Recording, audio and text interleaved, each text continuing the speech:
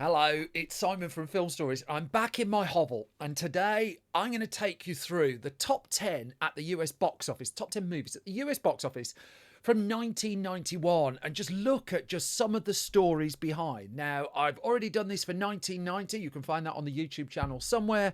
So, by unpopular demand, because no one has asked for this, I'm back and I'm doing it again. I'm going to start in 10th place as well with well, to my mind, an amazing film story. So this, in 10th place that year, was Teenage Mutant Ninja Turtles 2, The Secret of the Ooze. This was the Vanilla Ice one, you might remember. And I mean, when I did the 1990 video, Teenage Mutant Ninja Turtles came up, the first one, and how Britain and British censors weren't particularly au fait with this whole ninja stuff. It gets even better. So I've got to read this because, you cannot make this up. So Teenage Mutant Ninja Turtles 2, The Secret of the Ooze, fell foul of the British Board of Film Classification, the BBFC. And so it was due to give the film a PG certificate. That was the plan. Wanted it to play to kids. Well, the distributor certainly did. So I'm going to read, and there's a whole case study on the BBFC website you can search out. So BBFC examiners, it said, realised there was potentially a problem with some of the violence, in particular the use of improvised props resembling chain sticks or nunchaku. Now, nunchucks and chain sticks were an absolute no-no from film censors in the UK. The film A Very Brady Sequel has nunchucks in it. As a result, it couldn't get a Very Brady Sequel, a terrific film, couldn't get a certificate, couldn't get classified in the UK for ages. So then, it goes on to, in the credit sequence in Reel 1, chain sticks are wielded, or seem to be, after a shot of sausages hanging from the butcher's rail. Since there is real confusion between chain sticks and sausages, the censors wrote, this sequence needs to be carefully checked before cuts, if any, are listed. Ditto a sequence in Reel 2 where April O'Neil, tries out a pair of chain sticks. Could they be sausages? If so, we would look pretty foolish, right Charlies in fact, if we cut them. And so the idea was, they went to the distributor of the film and they got an assurance that the sequences involved sausages and not sticks, that there wasn't the confusion. But the BBFC at this point was headed up by a man called James Furman. I'm going to come to him slightly later on as well. Now, James Furman was a fairly contentious and divisive figure, but this decision went all the way up to him. And he said there was still potential for the sequence to showcase chain sticks type weapons, and the sausages would look like these weapons to any streetwise 8-year-old. So a streetwise 8-year-old would look at a string of sausages and think they were chain sticks. The cuts listed therefore included the following request. This is what went to the distributor to minimise any glamorisation of easily accessible weapons. After Turtle takes down sausages and uses them as a flail, reduce to minimum dazzling display of swinging sausages indistinguishable from chain sticks. The distributor had to reduce to minimum in Teenage Mutant Ninja Turtles 2 the dazzling display of swinging sausages. The film's now available uncut in the UK, and the swinging sausages are completely intact. But how's that for a story for number 10 in the list? You may as well switch off. I can't beat that for the rest of this list. Certainly can't beat it for Naked Gun 2.5, The Smell of Fear. I mean, this was a fairly fast-track sequel, really. My favourite bits to do with it were the way it was sold, because the year before, director Jerry Zucker, had enjoyed a huge hit with the film Ghost, which topped the box office that year. Naked Gun 2.5 was directed by his brother, David Zucker. So Jerry Zucker, David Zucker, Jim Abrahams, the ZAZ comedy team had worked together, had co-directed lots of films. They'd gone their separate ways. Jerry had struck big with Ghost. David had struck big with the Naked Gun. When it came time to sell the Naked Gun 2.5, not only did it have a homage to Ghost with the Potter's Wheel sequence, it was deliciously advertised as from the brother of the director of Ghost. Really love that. One of my favourite lines on a poster. Number 8 this year was The Addams Family. Whew! Right, The Addams Family, the original 1991 film, has a hell of a story, a hell of a problem behind it. Three of the films we're going to talk about here are touched by distributor Orion Pictures. And Orion was in deep financial problems. Remarkable considering it had effectively three of the top 10 films on the 1991 list. It would be out of business within a year or two. So the Addams Family gone through lots and lots of directors. In fact, I think there's a story that on the set there was a chair for each of the directors who didn't make the film. Eventually, the job went to Barry Sonnenfeld, director of photography for the Coen brothers, for Rob Reiner, and this was his directorial debut. And there's a whole bunch of stories about the making of the Addams Family. But in the middle of it all, while they were shooting the film, Orion had to sell the picture. And this film that it had nurtured and taken a fair amount of effort to get this far had to sell the picture. As such, the cast and crew came in one day learning that Paramount Pictures was buying the film mid-production. And all of a sudden, they were reporting to different studio heads and the whole strategy of it changed. And Orion just needed the money that urgently to keep going. I think Orion would have been banking on RoboCop 3, which was coming and was going to put its cash into that. The Addams Family sort of kept it going for a little bit, but it basically sold one of the top 10 hits of the year. It was also like really the breakout hit of Christmas 1991. 1991 was not a great year for big studios at the box office. In fact, Spielberg's Hook was around that Christmas. That was expected to be the big film of that year, and it wasn't.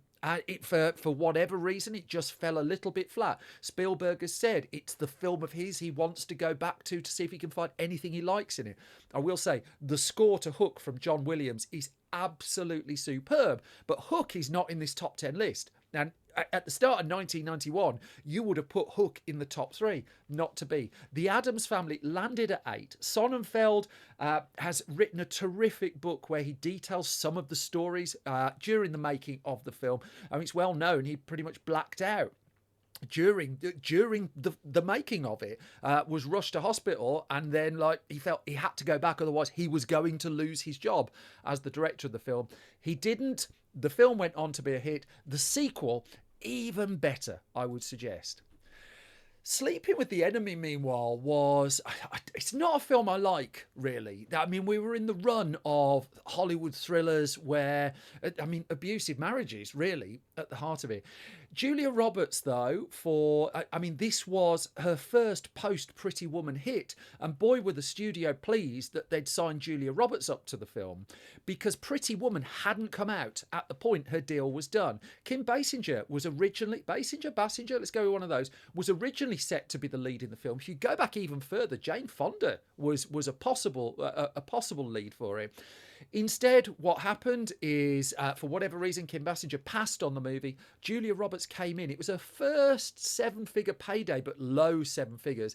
It would also be, post Pretty Woman, a second huge hit in a row for her, and firmly put her as one of the biggest movie stars on the planet. Certainly the biggest female movie star on the planet at that point in time. In number 6 at the 1991 box office was a film released in 1990, an Orion Pictures movie, Dances with Wolves, directed by Kevin Costner, starring Kevin Costner, produced by Kevin Costner, the winner of 7 Academy Awards. Was this the film he turned down? Was it The Hunt for Red October to make? And I mean, the story, I'm such a huge fan of Dances with Wolves. I see its problems, but I'm such a huge fan of the film. And I mean, I was in my teens when I did a very, very long journey to go and see it, and just remember, I was just like, this is terrific. It's the film that got me into Westerns as a teenager. I was that kid. Like, no one talked to me. You'll be surprised to hear. Dances with Wolves, of course, the stories of it were legendary. That Costner gambled, and the Hollywood trade press was really snooty about it. It was dubbed Kevin's Gate, a reference to Heaven's Gate, the infamous Michael Cimino film that sank United Artists, one of the most notorious box office bombs of all time. Dances with Wolves, the expectation was it was going to go the same way. A 3-hour film, a third of it not in the English language as well. And I mean, it was an ego trip, wasn't it? That was the story. Costner had the last laugh. Clinging on to Oscars, a huge, huge hit. and an independent movie as well, distributed by Orion, which should have been just, I mean, Orion had 2 Best Picture winners at the Oscars in a row, and I'm coming to the other one in a minute. This was a career turner for Kevin Costner, and I mean, at the point this is being recorded, he's in the middle of his Horizon saga. He's still, I do think Open Range actually is his best film as a director. I think Dances with Wolves was an absolute swing and a half, and I think if he hadn't made the swing with Dances with Wolves, we wouldn't be like looking at Costner trying to make 4 Horizon films. I did speak donkeys and donkeys ago. I went to a Comic-Con and had a long chat with Mary McDonald, and she talked about how the beauty of Dances with Wolves was in the pre-internet age, they were just shooting it miles away from anywhere, and they were, I mean, it was a long shoot, they were shooting for months, and there was a real camaraderie she talked about between the cast and crew, and they'd screen the footage together, and they were oblivious to a lot of the chatter back home because, you know, it wasn't pinging on their phone or anything like that. So while the trade press in Hollywood was just lambasting Costner for making the film, people making it had a far more relaxed approach to it. Probably Costner didn't, but most of his supporting cast seemed to have far more fun. Then we're on to this one. So 10, 9, 8, 7, 6, number 5, City Slickers. Now, City Slickers was the breakout hit, the comedy success of the year. My favourite story to do with City Slickers, I mean, it's actually the least favourite story concerns Bruno Kirby, the late Bruno Kirby there, just on the side of the picture, who fell out with Billy Crystal over a moment on the film. And I mean, it just seemed, I've just been reading about it in Daniel Stern's excellent memoir. Daniel Stern, of course, is also in the cast of City Slickers. And I mean, it just sounded like a moment over nothing. And Kirby and Billy Crystal would never speak again. Kirby would refuse to appear in the sequel as well. So goes the story. He's not here to put his side of it, but that's the tale that's told. But my favourite tale to do with City Slickers involves the chap in the middle there, Jack Palance. Now, Jack Palance would win an Oscar for City Slickers at the 1992 Academy Awards. This was also an independent film that scored like a 9-figure gross at the American box office. Now, Jack Palance, I mean, it's worth digging up Billy Crystal and Jack Palance at that Academy Awards. They were clearly having an absolute ball. And then the following year, Palance just pulled an Oscar statue, wasn't it, with Billy Crystal on it at the start of the show. Such was the running gag that year. Jack Palance wasn't originally due to appear in that role. And the person who was originally offered that was Charles Bronson, he of the Death Wish films. Thing is, Billy Crystal's written about this in his book. And Charles Bronson, the offer went to him, and Bronson rang Billy Crystal up and gave him 7 shades of hell, by the sounds of it, for offering him a character whose role in the movie is, let's just say, relatively truncated, and just slammed the phone down. No way I'm taking this. How dare you, how dare you, how dare you. Jack Palance comes in, wins an Oscar, gets a 9-figure hit movie to his name. Who's the winner there? Wasn't Charles Bronson. And then we're still with Orion Pictures, with The Silence of the Lambs, Jonathan Demme's astonishing adaptation of Thomas Harris's book. Jodie Foster, Anthony Hopkins, Scott Glenn, and I mean, one of 3 films to have taken the 5 main Oscars: the Best Picture, Best Director, Screenplay, Actor, Actress. What was it? The other? Did it happen one night? I don't think it was that. I did. One Flew Over the Cuckoo's Nest was certainly another one. But the thing about Silence of the Lambs, apart from being another huge Orion Pictures hit, and I mean, another Best Picture winner as well. First of all, have a look at the poster. Can I do a mousy thing? Can you see that if I do that? Most of you probably know that, but zoom in on that bit of the poster, and you will see it's made up of human figures. Not many clothes on, so don't report me to YouTube. The thing about The Silence of the Lambs, though, was Jonathan Demme wasn't set to originally direct it. It was going to be the directorial debut of Gene Hackman, and he was going to take on the role of Hannibal Lecter as well. And in the end, what dissuaded Hackman and what led him to back away from the film was the violence of it. He just wasn't comfortable with it at all. So he dropped out. Jonathan Demme came in, cast Anthony Hopkins as Lecter. It's Jodie Foster who's the absolute standout, I think, in the film. And cinema history was made. Now, In third place at the box office in 1990 was Home Alone. At third place in the box office in 1991, it's still Home Alone, and this is calculating the box office as in not as in the money it made in each individual year. Home Alone, just on the money it took in 1991, was the third biggest film of the year. Shows you how much Hook had suffered, really. Hook should have been in that spot, but it was Home Alone. And I mean, I told this story on the last video about how this was a Warner Brothers film. Warner Brothers lost confidence in it, sold the movie to 20th Century Fox instead, and lost an absolute juggernaut and really, bluntly, a Christmas favourite as well. But there you are, 2 videos running Home Alone. When I do a 1992 video, the original Home Alone isn't going to be in third place.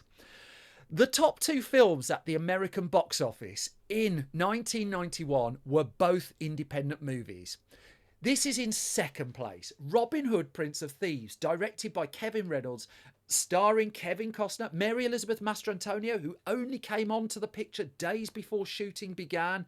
You've got Morgan Freeman in there, Christian Slater in there. Bryan Adams wrote a song while he was in the UK. That turned out quite well for the film. But the thing with Robin Hood around this era was there were 3 competing projects, and it was a race to the screen to see which would get there first. Now, only 2 of them got there in the end. There was another Robin Hood starring Patrick Bergin, who co-starred in Sleeping with the Enemy, which we talked about just before. And so in that particular case, the Patrick Bergin film went straight to television. I think it was in the US. It got a UK release, but it came out a few weeks ahead of this one at UK cinemas. And if you went to a UK cinema, there tended to be a sign above the door saying "not the Costner version." Now, the crew, the 2 films were shooting roughly at the same time, and the crew were being shared between the 2 of them. We did a story in my magazine about the other Robin Hood film, and the crew would say that the food and drink on the Costner film was a lot better. But the other project that didn't happen was a Robin Hood film that I think Columbia was developing, that was to be directed by Die Hard's John McTiernan. And that, because of the fact it turned into a race to see who could get their film made first, it was the nimbler independent Morgan Creek Productions that managed to get its Robin Hood moving. It managed to get Kevin Costner by bringing in his friend Kevin Reynolds. They'd worked together on Fandango before, to direct the film. And there we were. It's they got this package together, a script, John Watson, Penn Denson, put together a screenplay for the film, and it was an absolute race to the finish line to get this done, because they filmed this on location in the UK, not in Nottingham, although Kevin Costner, I think, would be awarded the Freedom of Sherwood Forest. Ironically, I think that was probably the first time he went to Sherwood Forest, certainly not while he was making Robin Hood, Prince of Thieves. And so they shot it on location. They had to keep stopping because they shot it through the winter, so the days were short, the English weather was miserable, planes were flying overhead. But they got it to cinemas first, accompanied by this Bryan Adams juggernaut of a song. There was also contention over the final cut of the film that, I mean, Kevin Reynolds and Kevin Costner fell out over this, not for the first, not for the last time, by the sounds of it. And, I mean, there are 2 cuts out there. One has a lot more of the witchy character and Alan Rickman's amazing Sheriff of Nottingham, and the other is the theatrical streamline cut of the film, and now you can see both and absolutely take your pick. The one thing I'd recommend if you're a fan of Robin Hood, Prince of Thieves, incidentally, is I think it was La La Land Records put out a 4 CD collection of Michael Kamen's stunning score for the film, and that is widely available. It is really, really worth digging that out and finding it. And of course, it's worth watching Robin Hood as well for Alan Rickman, who would get a BAFTA for his role of the Sheriff of Nottingham, and would, in his acceptance speech for the BAFTA, say something along the lines of, "I'm taking this as an indication that subtlety is underrated." Amazing. Much, much missed man. The number one film of 1991 at the box office was Terminator 2 Judgment Day, the long-awaited sequel that was directed by James Cameron, starring Arnold Schwarzenegger, produced by Carolco. Again, not a studio movie, but Carolco paid big. They paid, was it $10 million just to get the fractured rights to the Terminator so they could make the film. James Cameron, meanwhile, was coming off the back of 1989's The Abyss, a really expensive movie, not as expensive as this, that hadn't done as well as hoped at the box office. So he knew if he wanted to keep making big films, he had to get back on the saddle really quickly. And Terminator 2 Judgment Day was in cinemas, I think, less than a year after filming began, which when you look at the complexity of the visual effects is quite something. In fact, I think it's the original version of Adobe Photoshop. Terminator 2 used Photoshop 1 in an article that I wrote once, that was used to help do some of the effects work. But what I think the masterstroke that Carolco had here was the trailer that it released months and months ahead of the film, because it had no footage in the can. Schwarzenegger was off making, it was Kindergarten Cop, and they needed him for a day of Kindergarten Cop so that they could make a special trailer for Terminator 2 Judgment Day. And so he came back, did his voiceover work. But that trailer, which cost $500,000 alone, astonishing amount of money for a trailer, has no footage at all from the completed movie. It's a production line of Terminators. It is the epitome of a perfect teaser trailer, really. Shows you nothing, but tells you enough to put the film firmly on your radar. Terminator 2 was said to be the first $100 million film. That's been kind of like, I don't know, it debunked a little bit in recent years. The cost was apparently the high 90 millions. I mean, what's a couple of million between friends? It was certainly the most expensive film of all time at the point that it was made and released. And there were people who were writing articles at that point saying Schwarzenegger will never have a hit that goes quite as big as this. I don't actually think he has. I think True Lies came close, but I do think that Terminator 2 Judgment Day is the biggest commercial hit of his career. It's also, I mean, where are we? 35 years on from Terminator 2. It's regarded as one of the best, certainly most popular sequels of all time. And I mean, for those of you who've watched the film, certainly if we'd got it in the internet era, it would have been really heavily spoiled. But a lot of the area of contention was the turning of the Terminator character that Schwarzenegger plays, the T-800, from an antagonist to a protagonist, if you like. And it's worth remembering, to a lot of people who walked into a cinema back in 1991, they did not know that was going to happen. I'm going to do an honourable mention for a film that didn't make the top 10, Hudson Hawk, starring Bruce Willis, directed by Michael Lehman. That was expected to be in the top 10 as well, but it was the year that the studio films faltered. I mean, Backdraft was that year. It didn't do quite as much money as they were expecting. I've already mentioned Hook, and it was the independents that really put a jolt under the Hollywood system. They were 2 years running. It was independents who took the Oscars. The year before, Ghost from Paramount had been the number one film, but studios hadn't expected that. Now that like the number one film, the number two film, the number four were independents, and there was going to be something of a reckoning.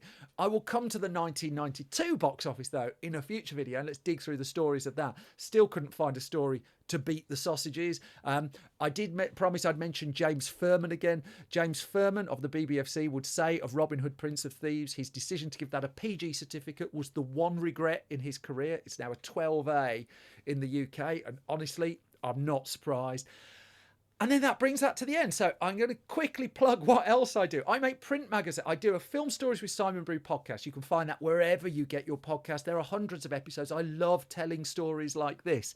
I also do print magazines because I'm an old print nerd, as you can probably see right behind me. Loads of print magazines. But I make my own. I obscure the URL in my videos. So it's store.filmstories.co.uk. I know I need to know how to do YouTube really just a slightly bit better, but I just figure a nerd on camera telling stories, what could possibly go wrong?